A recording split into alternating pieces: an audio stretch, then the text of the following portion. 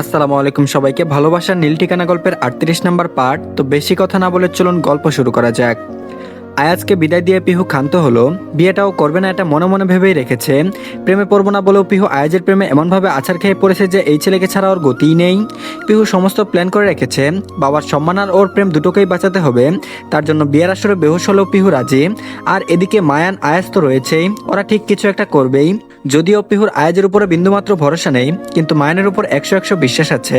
একমাত্র শালীর বিয়ে ভাঙতে শালীকে নিয়ে পালাতে হলেও মায়ান দ্বিতীয়বার ভাববে না, জানে পিহু। মনের মধ্যে রঙিন প্রজাপতি উঠছে। এই প্রথম পিহু কারো প্রেমে পড়েছে, ভাবতেই অবাক লাগে। যার সঙ্গে বিয়ের অভিনয় করলো শেষে কিনা তাকেই মন দিয়ে বসলো। মনের খুশি আর শরীরের ক্লান্তি পিহুকে কাহিল করে ফেলেছে। খাম দুটো তখনও অযত্নে অবহেলায় পড়ে আছে। পিহুর এতটুকু শক্তি নেই খামে কি আছে খুলে দেখার। কোনো মতো আলোটা নিভিয়ে ঘুমিয়ে পড়ে ও। আর এদিকে সকাল সকাল হইচয়ের শব্দে পিহুর ঘুম ভেঙে যায়। বিয়ে বাড়ি একটু তো কোলাহলপূর্ণ পরিবেশ হবেই। পিহু আড়মোড়া ভেঙে উঠে দু হাতে চোখ কষলে হেলে দিল ওয়াশরুমে ঢুকে। ফ্রেশ হয়ে বের হতেই দেখে প্রিয়তা নাস্তা নিয়ে রুমে এসেছে। তারপর বলল, ঘুম হয়নি, চোখ মুখ এমন লাগছে কেন? পিহু বলল, পুরো ঘুম আর হলো কই, বাইরে এত চেঁচামেচি। প্রিয়তা বলল, নাস্তা করে রেস্ট কর, বিয়ে এখনো সময় আছে। পিহু বলল, তুই নাস্তা করেছিস? প্রিয়তা বলল, না, এখন গিয়ে করব। পিহু বলল, একসাথে নাস্তা করি। প্রিয়তা বলল, তোর দুলাভাই অপেক্ষা করছে। পিহু বলল, তাহলে আর কি, যা।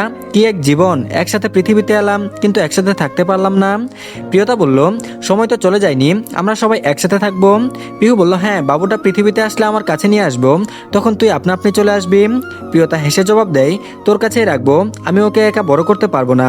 পিহু বলল, তাহলে বরং একটা ছেলে চেয়ে নিস, জামাই বানিয়ে রাখবো। প্রিয়তা বলল, আচ্ছা, এবার ঝটপট নাস্তা করে নে, আমি আসছি। প্রিয়তা তাড়াহুড়ো করে চলে গেল। পিহু পরোটা, আলু ভাজি, ডিম ভাজি দেখে খুশি হয়ে গেল। এক টুকরো পরোটা মুখে পড়তেই চোখে পড়লো টেবিলের উপরে রাখা খাম দুটোর উপরে। পিহু দ্বিতীয় খামটা আগে খুললো, যেটাতে তাহমিনা ওকে বিয়ের উপহার দিয়েছিল। সুইজারল্যান্ডের টিকিট রয়েছে দুটো, হানিমুন সুইট, একসাথে হোটেলের সমস্ত ডিটেলস, বুকিং সবকিছু। খামের উপরে লেখা ছিল, শাশুড়ির দেওয়া উপহার হিসেবে ধরে নিও। পিহুর মাথার উপর দিয়ে গেল সবটা। এরপর সাদা খামটা খুলতে বিস্ময়ের চূড়ায় পৌঁছে গেল। Marriage registry certificate. পিহু তাড়াহুড়ো করে খুলে পড়ে আয়াজ আর ওর বিয়ের সার্টিফিকেট এটা।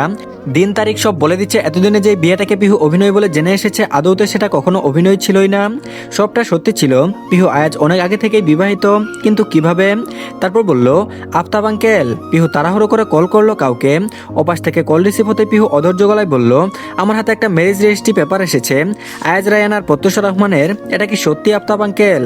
আফতাব উত্তর দিতে কিছুটা সময় নিল, অতঃপর ধীরস্থির গলায় বলল, হ্যাঁ, তোমাদের বিয়েটা সত্যি ছিল। পিহু বলল, কিভাবে সম্ভব? আফতাব কিভাবে ওদের মিথ্যা বিয়েটাকে সত্যি করেছে সবটা খুলে বলল। অনুতপ্ত হয়ে বলল, আমি সন্তান স্নেহে তোমার সাথে অন্যায় করেছি মা, ভেবেছি একটা সময় পর তোমরা ঠিক একে অপরকে মেনে নেবে। এখন তুমি যদি না চাও তাহলে আমি আয়াজকে বলবো ডিভোর্স পেপার পাঠিয়ে দিতে। তুমি চিন্তা করো না, এটা নিয়ে কোনো সমস্যা হবে না। পিহু বলল, বিয়েটা কি ছেলে খেলা আঙ্কেল? আপনি আমাকে আগে কেন বলেননি? আফতাব বলল, সময় সুযোগ হয়ে ওঠেনি। পিহু তপ্ত শ্বাস ফেললো, তারপর বলল, আপনি অনেক করেছেন আর না, এবার যা করার আমাকেই করতে দিন। পিহু ফোন রেখে দিল। আয়াজ জানে সবটা, তাই তো এত জোর অধিকার বোধ। পিহুর রাগ চিরবির করে উঠল, মেজাজ খারাপ হচ্ছে এখন। আগেই যদি জানতো তাহলে জল এত দূর গড়াতো না, তৌসিফও কিছুই করতে পারতো না। পিহু ছাড়বে না আয়াজকে। তারপর বলল, মিস্টার আয়াজ রায়ান, বিয়ে তো আমি করবো না, আবার তোমাকে একটা শিক্ষা না দিয়ে ছাড়বো না, পালিয়ে যাব আমি, তারপর দেখবো আমাকে খুঁজে পাও কি করে। আর এদিকে মায়ান টুকটাক কাজ করছিল। বিয়ে বাড়ি, তারপর একমাত্র শালীর বিয়ে, একটু কাজ না করলে লোকে কি ভাববে, সেই চিন্তা মাথায় নিয়ে কাজ করছে ও।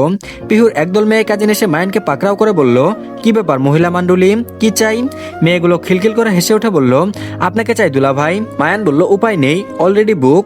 মেয়েগুলো বলল, আর কি কোনো উপায় নেই? মায়ান বলল, একদম নেই। মেয়েগুলো বলল, ধুর, তাহলে আর কি হলো, চলুন আমাদের সাথে একটু নাচবেন, এতটুকু তো করতেই পারেন তাই না দুলা ভাই? মায়ান বলল, আমাকে নাচাতে চাইছো? নাচলে আমি কিন্তু একা নাচবো না, সব সুন্দরী রমণীদের সঙ্গে নিয়ে নাচবো। মেয়েগুলো বলল, আমরা রাজি আছি, এত সুন্দর দুলাভাইয়ের সাথে নাচতে কেউ মানা করে? মায়ান বলল, তাহলে লাগাও গান। মেয়েগুলো বলল, না না, গান গাইবেন আপনি, নাচবেনও আপনি। মায়ান বলল, বাহ, দুটো কাজের দায়িত্বই আমার উপরে, চলো, কোনো ব্যাপার না। মায়ান মাইক্রোফোন হাতে নিল। মিউজিশিয়ানরাও রয়েছে। মায়ানের মাথায় দুষ্টবুদ্ধি খেলে গেল। ওর অমতে বিয়ের শ্বশুরকে সবার সামনে একটু ধুয়ে দিলে মন্দ হয় না। মায়ান একটু ভাব নিয়ে গেয়ে ওঠে, কে দিল পিরিতের বেড়া লিচুরো বা গানে, আমার বজ্জাত শ্বশুরে কে দিল পিরিতের বেড়া লিচুরো বাগানে, আমার বজ্জাত শ্বশুরে। উপস্থিত সবাই হতভম্ব হয়ে গেছে, প্রিয়তার আগে ফুসছে। মায়ান ওর দিকে তাকিয়ে জিভ কাটলো, আজকে কপালে দুঃখ আছে। একজন গিয়ে পিহুকে টেনে নিয়ে আসে। সঙ্গীতের অনুষ্ঠান করতেই পারেনি ওরা, হাতে মেহেদিও পরানোর সময় হয়ে ওঠেনি। কাল তো যে যার মতো ব্যস্ত ছিল। মায়ান চোরের মতো সুরসুর করে সরে পড়তেই পিহু পথ আগলে দাঁড়ায়। তারপর বলল, কোথায় যাচ্ছ ডিয়ার দুলা ভাই? আমি আসলাম আর তুমি চলে যাচ্ছ? মায়ান বলল, হ্যাঁ হ্যাঁ শালি তুমি। এতগুলো শালি মিলে অলরেডি আমার অবস্থা কাহিল করে ছেড়েছে, আবার তুমি? আমার এক শালি সবার উপরে ভারী, মাফ করো আমায়। পিহু বলল, কোনো মাপ নেই, নাচো এখন, চলো। মায়ান বলল, আবার? পিহু বলল, হ্যাঁ এতক্ষণ এদের সাথে নেচেছ, এবার আমার সাথে নাচবে। মায়ান বলল, শুনো না, বলছিলাম কি আমার কোমর ব্যথা হয়ে গেছে, অন্য কোনো দিন। পিহু থাবা দিয়ে ওর কলার চেপে ধরে দাঁতে দাঁত চেপে বলল, এরপর জামাইয়ের পিঠের উপরে তাণ্ডব নৃত্য করবো, মেরুদণ্ডের সব হাড় ভেঙে তবেই দম নেব। এখন তোমার পালা, চলো বলছি। পিহুর অগ্নিমূর্তি রূপ দেখে মায়ান শুকনো ঢুক গিলল। পিহুকে ধরে নিয়ে নাচার জায়গায় আসে। ডিজেকে গান চালাতে বললে ডিজে গান বাজায়। দুলাভাই ও আমার দুলাভাই, চলো না সিনেমা দেখিতে আজই যাই। সিনেমার নাম কি তোমাকে চাই দুলাভাই, সিনেমার নাম কি তোমাকে চাই দুলাভাই। পিহু নাচ করছে না, মায়ানকে ভর্তা বানাচ্ছে, কলার টেনে ধরে নাকে দড়ি দেওয়ার মতো করে ঘোরাচ্ছে। তারপর বলল, এই সত্যি সত্যি বলো তো, তুমি জানতে আয়াজ আর আমার বিয়েটা সত্যি ছিল? মায়ান বলল, ও মা তাই নাকি? পিহু এবার ওর পায়ের উপরে পা তুলে দেয়। মায়ান ব্যথা পেয়ে মুখ কুচকে ফেললো। তারপর বলল, সত্যি সত্যি বলবে নাকি আমার হাতে হাফ মার্ডার হবে?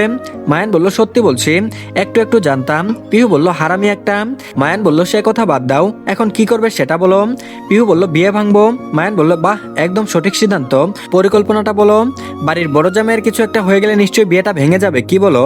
মায়ান শুকনো ঢোক গিলে বলল, দেখো শালি, করোনা বাড়াবাড়ি, তোমার বোনের একমাত্র জামাই আমি, ভুলে যেও না।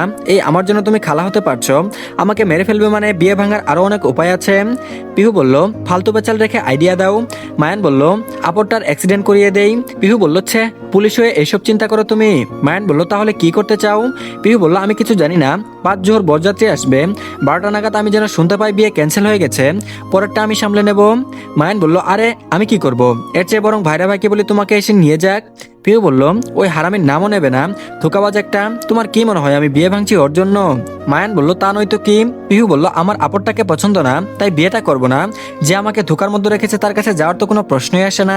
মায়ান ভীতু গলায় প্রশ্ন করলো, দেখো আমি কিন্তু মজার ছলে বলেছি শালিকে নিয়ে পালাবো, আমার কথাকে সিরিয়াসলি নিও না, আমার বউ আছে। পিহু শয়তানি হাসি দিয়ে বলল, একদম ঠিক ধরেছ, আমি তোমাকে নিয়ে পালাবো।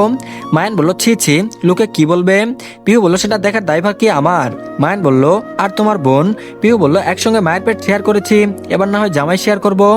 মায়ান বলল, আস্তাগফিরুল্লাহ, শালি কি বলো? পিহু বলল, তুমিই তো বলেছিলে শালি আধা ঘরওয়ালি। মায়ান বলল, তাই বলে সত্যি সত্যি ঘরে জায়গা করে নেবে? আর আমি এক বাচ্চার বাপ, সেকেন্ড হ্যান্ড জিনিস। পিহু বলল, no problem, I will manage. Mayan বলল, আর কোনো উপায় নেই? পিহু বলল, বিয়েটা ভাঙো, ছেড়ে দেব। মায়ান দীর্ঘশ্বাস ফেলে বলল, অগত্যা। পিহু বলল, কোথায় যাও? এবার প্রিয়তা মায়ানের পথ আগলে দাঁড়ায়। মায়ান মুখ কালো করে বলল, কাজ আছে। প্রিয়তা বলল, তোমার তো কাজের নামে খালি অকাজ, আমার বাপের নামে বদনাম করা, মেয়েদের সাথে রং ঢং করা, আর আমার বোনের সাথে আঠার মতো লেগে থাকা। মায়ান বলল, কি সব বলছো? প্রিয়তা বলল, আই হ্যাভ এ গভীর সন্দেহ। মায়ান বলল, হোয়াট? প্রিয়তা বলল, ইয়েস। এই তোমার মতলব কি বলতো? গাছেরও খাবে তলারও কুড়াবে, তা তো হবে না মায়ান রেজা। মায়ান বলল, মাথাটা গেছে তোমার? প্রিয়তা বলল, হ্যাঁ এখন তো তাই বলবে। দেখো আমি সাপ সাপ বলে দিচ্ছি, পিহুর বিয়েটা না হলে তোমার খবর আছে। মায়ান বলল, কিন্তু তোমার বোনকে ভাইরা ভাই ভালোবাসে, তার কি হবে? প্রিয়তা বলল, সেটা তোমার দেখার বিষয় নয়, আব্বুর সম্মান আগে। আর পিহু আয়াজকে ভালোবাসে না, তাহলে তোমার এত দায় কিসের? চুপচাপ বিয়েটা হতে দাও, নয়তো তোমার খবর আছে। প্রিয়তা হুমকি ধামকি দিয়ে চলে গেল। এদিকে মায়ানের মাথায় হাত, তারপর বলল, শালির ঘরে শালি কাউকেই বিয়ে করবে না, এদিকে বউয়ের কথা বিয়ে করাতেই হবে, শ্বশুর বিয়ে দেওয়ার জন্য মরিয়া, এদিকে আবার শালি চাই বিয়ে ভাঙতে, না হলে আমাকে নিয়ে পালাবে, ভাইরা ভাই বউ নিয়ে পালানোর প্রস্তুতি নিচ্ছে, শালা আমি পরে গেছি মাইনকাট চিপাই। আর এদিকে মেহেদি পরানোর মেয়েরা এসেছে, পিহু ভালো মেয়ের মতো বসে বসে মেহেদি পড়ছে। তারপর বলল, ম্যাম স্যারের নামের প্রথম অক্ষর কি? পিহু বলল, এ, কিন্তু লিখে দাও পরাণের স্বামী। মেয়েটা অদ্ভুত চোখে তাকালো, পিহু তাকাতেই মুচকি হেসে বলল, হাউ সুইট। পিহু দাঁত কেলিয়ে হাসলো, আজকে একটা শিক্ষা না দেওয়া পর্যন্ত ওর শান্তি নেই। এদিকে মায়ান কি করবে কে জানে। তারপর বলল, আপু এদিকে আয়, মেহেদি পড়বি না? প্রিয়তা ঠুট উল্টে হাত তুলে দেখায়। পিহু বলল, এসব কি? প্রিয়তা বলল, তোর দুলাভাইয়ের কাণ্ড। পিহু বলল, দুনিয়াতে আর ছেলে পেলি না, অবশ্য তোকে বলে কি লাভ, আমারটা ঝাঁঝর, তোর খৈচালাকে দোষ দিয়ে কি লাভ, অন্য হাতে পরে নে। প্রিয়তা বলল, আম্মু বকা দেবে, বাবুর ঠান্ডা লাগবে। পিহু বলল, ও আচ্ছা থাক তাহলে। আচ্ছা ওই ভিলেনটা কোথায়? প্রিয়তা বলল, ভিলেন পিহু বলল, আরে তোর ফালতু ফালতু জামাই। প্রিয়তা বলল, ছি বনু, তোর দুলাভাই হয়, উনাকে এমন করে বলবি না। প্রিয়তার মুখটা মলিন হয়ে গেল। পিহু মুখ লুটকিয়ে বলল, পবিত্রতা পাতনি আমাকে মাফ করবেন, আমার ভুল হয়ে গেছে, এবার বলো আমার দুলাভাই কোথায়। প্রিয়তা বলল, কাজ করছে বোধহয়, এদিকে তো নেই। পিহু বিড়বিড়িয়ে বলল, আমার কাজটা ঠিকঠাক করলেই হলো। প্রিয়তা বলল, কিছু বললি? পিহু বলল, না তুই যা। প্রিয়তা বলল, আচ্ছা। মায়ান পিহুর চোখকে ফাঁকি দিয়ে আয়াজকে কল করে, এখন আয়াজের ওই একমাত্র ভরসা। তারপর বলল, হ্যালো ভাইরা ভাই, কোথায় তুমি? আয়াজ বলল, বাড়িতে। মায়ান বলল, কি? আরে তোমার বউয়ের বিয়ে হয়ে যাচ্ছে আর তুমি বাড়িতে বসে আরাম করছো? আয়াজ বলল, এখনো অনেক সময় আছে তাই না? তুমি সিনেমায় দেখোনি হিরো আর পুলিশ সবসময় এন্ডে এন্টি নেই? চিল ব্রো। মায়ান বলল, তোর চিলের কথায় আগুন, এদিকে পুলিশ মাইনকার চিপায় ফেসে আছে, এই জলদি বের হও বলছি, আপদ আসার আগে আয়াজের বউকে তুলে নিয়ে যাবে। আয়াজ বলল, প্ল্যান বলো। মায়ান কিছু বলবে তখনই তৌসিফকে আসতে দেখে এদিকে আয়াজ অপাস থেকে প্ল্যান প্ল্যান করে মাথা খাচ্ছে। মায়ান কোনো উপায় না পেয়ে গান ধরে, গায়ে বোরখা পরে, এই তো তুমি শালির বান্ধবী সেজে আসবে রে শ্বশুর বাড়ি, আমার শালি ঝাঁসি রানী অঙ্গে জুড়িয়ে জামদানি, বাজবে সানায় নাচবে সবাই, বাজবে সানায় নাচবে সবাই, শালিরি নিয়ে পালিয়ে যাবে তুমি তখনই, বিয়ের পরে বাসর ঘরে শালি ভাঙবে তোমার চাপার মারি। তৌসিফকে দেখে হাসার চেষ্টা করে মায়ান বলল, বুঝেছো? আয়াজ বলল, দারুণ, আসছি আমি। মায়ান বলল, আচ্ছা সাবধানে এসো। আয়াজ বলল, কে ছিল? মায়ান বলল, মফিজ, পিহু চেনে ওকে, দাওয়াত করেছিল।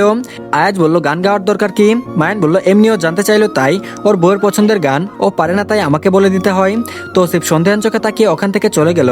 মায়ান বুকে হাত দিয়ে ওখানেই বসে পড়ে। তারপর বলল, শালারাজ পুলিশেও নিজেকে চোর বলে মনে হচ্ছে। আর এদিকে পিহুকে সাজাতে পার্লার থেকে লোকজন চলে এসেছে, কিন্তু পিহু কিছুতেই এখনো সাজবে না। তারপর বলল, কি সমস্যা তোর, সাজতে চাইছিস না কেন? পিহু বলল, আম্মু এত গরমে সাজলে আমি বাঁচবো, বরযাত্রী আসলে পরে সাজবো। আলী বলল, অতটুকু সময়ে হবে তোর? পিহু মনে মনে বলল, বিয়েই করবো না তার আবার সাজ। পিয়ালি বলল, দেখ মা, এখনো সময় আছে, তোর বাবাকে না বলিস আমাকে বল। পিহু বলল, তুমি কি বলতে চাইছো আম্মু? পিয়ালি বলল, আয়াজকে তুই ভালোবাসিস? পিহু বলল, হঠাৎ এ কথা? পিয়ালি বলল, ছেলেটা তোকে বড্ড ভালোবাসে পিহু, তাহমিনা তোকে রক্ত দিয়ে বাঁচিয়েছে, আমার উপরে ওর যে অনেক ঋণ। পিহু বলল, এখন এটা বলো সেই ঋণ শোধ করতে আমাকে আয়াজকে বিয়ে করতে হবে? এমনিতেই আব্বুর কথা রাখতে গিয়ে আমি। পিয়ালি বলল, না না তা বলছি না, আমার কাছে আমার মেয়ের খুশি আগে। পিহু বলল, তাহলে আর কি, যা হচ্ছে হতে দাও, আমি শুধু চাই তুমি শেষ পর্যন্ত আমার সঙ্গ দাও, যাই হয়ে যাক না কেন তুমি আমার পাশে থাকবে। পিয়ালি মেয়ের হাত জড়িয়ে কপালে চুমু খেলেন, তারপর বললেন, তুই আমাকে সবসময় তোর পাশে পাবি। পিহু বলল, থ্যাংক ইউ আম্মু। পিয়ালি বলল, আচ্ছা জলদি রেডি হয়ে নিস কিন্তু, আমার কাজ আছে, আসছি। পিহু বলল, আচ্ছা যাও। হঠাৎ কেউ বলল, ম্যাম লেহেঙ্গাটা পরে নিন প্লিজ। পিহু ঘড়িতে সময় দেখছে শুধু। মায়ান যাই করুক না কেন পিহুকে পালাতে হবে এটা শিওর, তাই তো এখন এত ভারী সাজ দিতে চাইছে না। হঠাৎ তৌসিফ এসে বলল, পরান। পিহু বলল, জি আব্বু। তৌসিফ বলল, এখনো তৈরি হওনি কেন, এরপর তো সময় পাবে না। পিহু বলল, এখনই রেডি হচ্ছে আব্বু। তৌসিফ বলল, আচ্ছা তুমি ধীরে সুস্থে রেডি হয়ে নাও। পিহু বলল, ঠিক আছে আব্বু। তৌসিফের তাগাদা পেয়ে পিহু বাধ্য হলো সাজতে, আর না সাজলে এই মেয়েগুলো ওকে একা ছাড়বে না। লাল খয়েরি রঙের ভারী কাজ করা লেহেঙ্গা পরেছে পিহু। আপনের বাড়ি থেকে যে লেহেঙ্গা দিয়েছিল সেটা ইচ্ছে করেই পরেনিও, তার পরিবর্তে আয়াজ আর ওর বিয়েতে পরা লেহেঙ্গাটাই পরেছে আজ। ত্বক অনুযায়ী মেকআপ করেছে, কিন্তু গায়ে একটা চেন ছাড়া আর কোনো গহনা নেই। লেহেঙ্গা সামলাতে পারলেও ভারী ভারী গহনা সামলানো ওর পক্ষে সম্ভব নয়। পরে দেখা গেল পালাতে গিয়ে গহনার ভারে কানটাই ছিঁড়ে গেল। তাহলে তো সর্বনাশ, কান কাটা বউ, ছি ছি ছি, কি বিশ্রী শোনাবে বিষয়টা। তারপর বলল, হয়ে গেছে, এবার আপনারা যেতে পারেন, বাকিটুকু আমি করে নেব। মেয়েগুলো বলল, ওকে ম্যাম। পিহু চিন্তিত হয়ে মায়ানকে কল করেছে, মায়ান ফোন রিসিভ করছে না। পিহু পাইচারি করছে আর বারংবার কল করে যাচ্ছে, আজকে মায়ানের খবর আছে। আর এদিকে আয়াজ বুরকা পরে সুন্দর মতো পিহুর রুমের সাথে লাগোয়া বারান্দার নিচে দাঁড়িয়ে আছে, মুখ উঁচু করে দেখছে, ওপরে কিভাবে উঠবে সেই কথা চিন্তা করছে। তারপর বলল, জি আপনি জানলেন কি করে? বলে চমকে উঠে পাশ ফিরে তাকায় ও। তৌসিফকে দেখে ভূত দেখার মতো করে চমকে ওঠে। তারপর বলল, আপনি? না মানে আমি পিহুর বান্ধবী, মনে নেই বিয়ের দাওয়াত দিয়েছিলেন? তৌসিফ বলল, এই সেই বুরকা পরা বান্ধবী, মায়ানের গানের আসল রহস্য। তারপর বলল, মানে? তৌসিফ বলল, অনেক উঁচু, দেয়াল বেয়ে ওঠার মতো কোনো অপশন রাখিনি আমি, মেয়ের বাপ তো, সতর্ক থাকতে হয়, তুমি চিন্তা করো না, সিঁড়ি আছে, ওয়েট নিয়ে আসছি। আয়াজ বলল, শ্বশুর আব্বা? তৌসিফ বলল, ওহো হয়নি এখনো, আগে হই তারপর দেখো, কামন জলদি উঠো, লোকজনের ভিড় বাড়ছে, এরপর বের হওয়া মুশকিল হবে। আর হ্যাঁ, আমার মেয়ের কদিন আগে অপারেশন হয়েছে, সাবধানে নিচে নামাবে, মনে থাকবে। আয়াজ পুতুলের মতো মাথা নেড়ে সায় দেয়। তৌসিফের ব্যবহারে তাজ্জব বনে গেছেও। তারপর বলল, আমি ধরছি, ওঠো। আয়াজ ঘরের মধ্যে আছে, তবুও তৌসিফের মন বদলে যাক তার আগে সিঁড়ি বেয়ে উপরে উঠে গেল। পিহু মাইনকে ফোনে না পেয়ে রুম থেকে বের হচ্ছিল, বারান্দায় ধপাস করে কিছু পড়ার শব্দে এগিয়ে এসে দেখে আয়াজ। তারপর বলল, তুমি এখানে কি চাই? আয়াজ বলল, তোমাকে চাই, চলো এখন। পিহু বলল, অসম্ভব, তোমার মতো ধোকাবাজের সাথে আমি কোথাও যাব না। আয়াজ বলল, ধোকাবাজ আর আমি? পিহু বলল, হ্যাঁ নয়তো কি? আয়াজ বলল, কি করেছে আমি? পিহু বলল, নেকা আমার, আবার জিগায় কি করেছে আমি? মুখ ভেঙালো পিহু। আয়াজ এসে খপ করে ওর হাত ধরে ফেলে। পিহু হকচকিয়ে যায়, তারপর বলল, বলো কি করেছে আমি? আমাকে ধোঁকাবাজ বলার সাহস হলো কি করে তোমার? আয়াজকে সিরিয়াস মনে হচ্ছে। পিহু কিছু বলতে গিয়েও আটকে যাচ্ছে। এই প্রথম আয়াজের রাগকে ভয় পাচ্ছে ও। দরজায় কড়া নাড়ার শব্দ হলো, প্রিয়তা ডাকছে। প্রিয়তা বলল, পিহু দরজা খুল, কিছু জিনিস লাগতো। পিহু উত্তর দেবে কি আয়াজ পকেট থেকে রুমাল বের করে পিহুর নাকে চেপে ধরে। তৎক্ষণাৎ পিহুর জ্ঞান হারিয়ে আয়াজের বুকের উপর ঢলে পড়ে। আয়াজ ওকে কুলে নিয়ে বারান্দা পর্যন্ত আসে, কিন্তু এখন ওই অচেতন পিহুকে নিয়ে নিচে নামবে কি করে? আয়াজ বলল, এই মেয়েটাকে আজকে যত রাজ্যের শ্বাস আসতে হয়েছিল, বলেছিলাম আমি আসবো, এখন এই 100 কেজির নিয়ে পালাবো কি করে? উফ, আর ভাল লাগে না। নিচে থেকে তৌসিফ চেঁচিয়ে উত্তর দেয়, কি সমস্যা? নিচে নামো জলদি। আয়াজ বলল, আরে মোর ঢাকের কাঠি, বললে যেন তরতর করে নিচে নেমে যাব, আরে আপনার এই 100 কেজির নিয়ে নামবো কি করে? তৌসিফ বলল, আমার মেয়ে তোমার কাছে বোঝা হলে ওকে রেখে চলে যাও। আমার মেয়ে 100 কেজি কেন, 100 মন হলো আমার কাছে তার ওজন তুলোর মতো। আয়াজ চুপ হয়ে গেল, কিন্তু এখন চিন্তা হচ্ছে যদি নামতে গিয়ে পিহুকে ফেলে দেয়, তখন নিচে তো ওর বাপ তৈরিই আছে, পিহুর গায়ে টুকা লাগলে ওকে পিস পিস করে কাটবে। আয়াজ সবার প্রথমে বোরকা খুলে ফেললো। পিহুর ওড়না দিয়ে ওকে পিঠে তুলে পিঠের পাশ দিয়ে আয়াজের পেট দিয়ে গিট দিয়ে ফেলে এরপর ধীরে ধীরে নামতে লাগলো। তৌসিফ শক্ত করে মই ধরে। ওরা নিচে নামতেই তৌসিফ ব্যস্ত হয়ে মেয়েকে দেখতে লাগলো, তারপর বলল, ক্লোরোফর্ম? আয়াজ বলল, জি। পিহু আয়াজ বলল, জি। তৌসিফ বলল, পরিমাণ বেশি ছিল না তো? আমার মেয়ে কিছু হলে তোমাকে? আয়াজ বলল, আমি জানি, এখন গাড়ি পর্যন্ত ছেড়ে আসুন। তৌসিফ বলল, চলো। পিহুকে সিটে বসিয়ে আয়াজ ড্রাইভিং সিটে বসলো। তৌসিফ কাঠখোট্টা গলায় জিজ্ঞেস করলো, এখন কোথায় যাবে? আয়াজ বলল, কাজী অফিস। তৌসিফ বলল, গুড, বিয়ে করে আমার মেয়েকে নিয়ে সোজা আমার কাছে চলে আসবে। আয়াজ বলল, কেন, আবার ধোঁকাবাজি করবেন না তো? মেয়েকে জামাইয়ের হাতে তুলে দিয়ে জামাই আদরের নামে মার্ডার করবেন না তো? তৌসিফ রাগী গলায় বলল, মার্ডার করা হলে জামাই বানিয়ে মেয়েকে বিধবা বানাতাম না? দুটো গর্দব জুটেছে কপালে, মেয়ে দুটো দুনিয়াতে আর ছেলে খুঁজে পেল না। তৌসিফ হাই হাই করতে লাগলো। আয়াজ বিভ্রান্ত হলো, তারপর বলল, এখন বসে বসে মুখ না খুলে জলদি পালাও এখান থেকে, আপনারা এলো বলেন। আয়াজ বলল, আচ্ছা, আপনি কিন্তু মত দিয়েছেন, মেয়ের অভিভাবক রাজি মানে বিয়ে বৈধ? তৌসিফ বলল, হ্যাঁ হ্যাঁ, এবার কি স্ট্যাম্পে সই করে দিতে হবে? আয়াজ বলল, না না, আসছি। আয়াজ গাড়ি নিয়ে বের হতেই তৌসিফ আগের মতো স্বাভাবিক মুখে বাড়ির ভেতর প্রবেশ করে। পিহুর অ্যাক্সিডেন্টের দিন আফতাবের মুখ থেকে পিহুকে আয়াজের বউ সম্বোধন করায় উনার খটকা লেগেছিল। এরপর তাহমিনার পিহুকে রক্ত দেওয়া, আয়াজের পিহুর প্রতি ভালোবাসা, এমনকি পিহুর আয়াজকে ভালোবাসা, সব মিলিয়ে তৌসিফ মেয়ের খুশির জন্য নিজের সম্মানকে তুচ্ছ করে আজ পিহুকে আয়াজের হাতে তুলে দিলেন। একজন বাবা হিসেবে মেয়ের খুশিকে প্রাধান্য দিয়ে নিজের মনের কাঠগড়ায় জিতে গেলেন উনি। তো ধন্যবাদ সবাইকে, এই পার্টটি এই পর্যন্তই, আজকে একটা পার্টই দিলাম। তো আশা করছি ভালো লেগেছে। সবাই আগে চ্যানেলটিকে সাবস্ক্রাইব করে দিন, আর পরবর্তী পার্ট খুব তাড়াতাড়ি পেয়ে যাবেন। তো ভিডিওতে অবশ্যই লাইক দিন, আর ভালো থাকবেন সবাই। আল্লাহ হাফেজ।